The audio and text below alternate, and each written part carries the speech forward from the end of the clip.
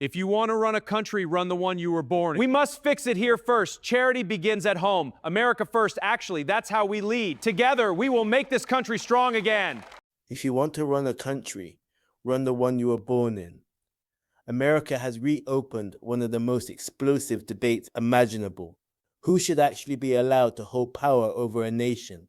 Because Nancy Mace has introduced a constitutional amendment proposal that would require federal judges, members of Congress, and Senate-confirmed officials to be natural-born American citizens. And honestly, I understand why this resonates with a lot of people, especially in an era where national identity, borders, migration, and political trust are already emotionally supercharged. Let me be clear about my position. Personally, I lean toward agreeing with this for the highest levels of federal power, and my reasoning is simple. If somebody wants to govern a nation, shape its laws, represent it internationally, or hold enormous constitutional authority over it, I understand why many citizens would prefer those people to be born into that nation's culture, history, social fabric, and identity from the beginning.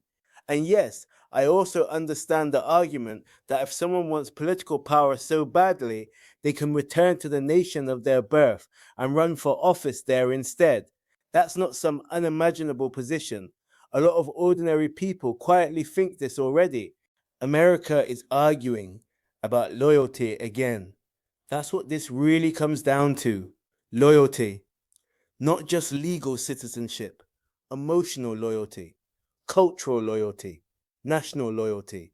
Because when people hear foreign-born officials, their brains immediately start asking, where do this person's deepest loyalties actually lie? That instinct becomes stronger during periods of instability. The presidency already has restrictions, and this is important context. People ignore constantly. America already requires presidents to be natural-born citizens. So supporters of this amendment are basically asking, if the presidency has this requirement because national loyalty matters, why shouldn't other powerful federal positions have similar standards? That's the constitutional logic here. Critics will immediately call this xenophobic. Of course they will. And the debate instantly becomes emotionally radioactive, because critics hear this proposal and think, you are telling immigrants they can never fully belong politically. Meanwhile, supporters here, we want national leadership rooted in native national identity. Those are two completely different emotional interpretations colliding head-on. America's immigration debate is no longer just about borders. That's the deeper truth. This is no longer simply an immigration argument. It's a sovereignty argument, an identity argument, a trust argument, a civilization argument.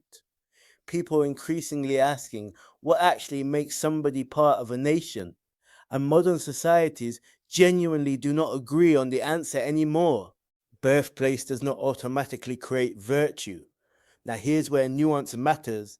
Being native born obviously does not magically make somebody competent, patriotic, intelligent, or ethical. America already has native-born politicians accused of corruption, incompetence, corporate capture, and betrayal of public trust. So this debate is not really about morality. It's about legitimacy and national representation. The emotional argument is powerful. And honestly, the emotional force behind this proposal is very easy to understand psychologically. A lot of people increasingly feel like borders matter, national identity matters, inherited culture matters, historical continuity matters, especially after years of rapid social, demographic, and political change. That doesn't automatically make someone hateful. Sometimes it simply means people fear losing a coherent national identity altogether. America keeps struggling with the meaning of American.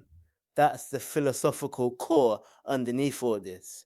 Is American a legal category, a cultural identity, a civic contract, an inherited national identity? The country has never fully resolved that question. and every few years another political explosion drags the argument back into public view. The timing of this is extremely strategic, and let's be honest, politically too. This proposal arrives during a period of border crisis debates, immigration tension, nationalism resurgence, distrust of elites, geopolitical instability. That context matters enormously because proposals like this gain traction most easily when populations already feel culturally insecure. There's also a difference between immigration and governance, and this distinction matters to many people.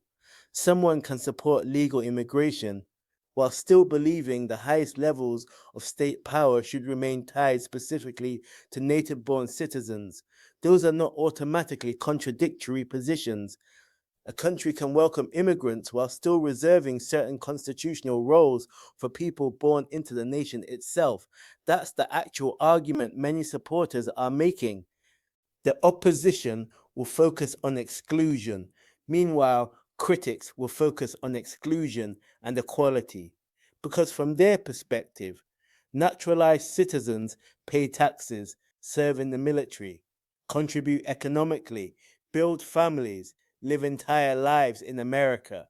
So excluding them from office feels fundamentally unfair to them. That's why this debate becomes so emotionally intense so quickly.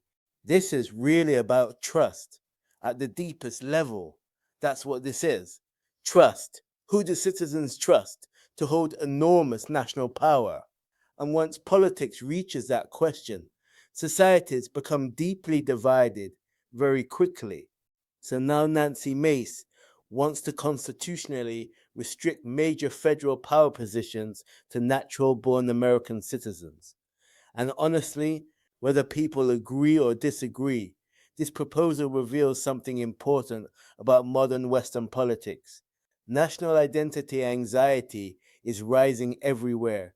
People increasingly want clarity around who represents the nation, who speaks for the nation, and who should hold power over the nation.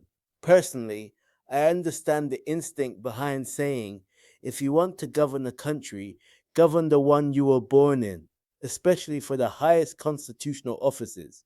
Because to many citizens, leadership is not just administrative, it's symbolic.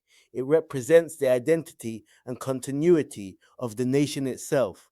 And that's why this debate will not disappear anytime soon. Because underneath the legal arguments and political outrage sits a far deeper question modern societies still cannot fully answer. Is citizenship simply paperwork? Or is nationhood something people believe runs deeper than documents alone?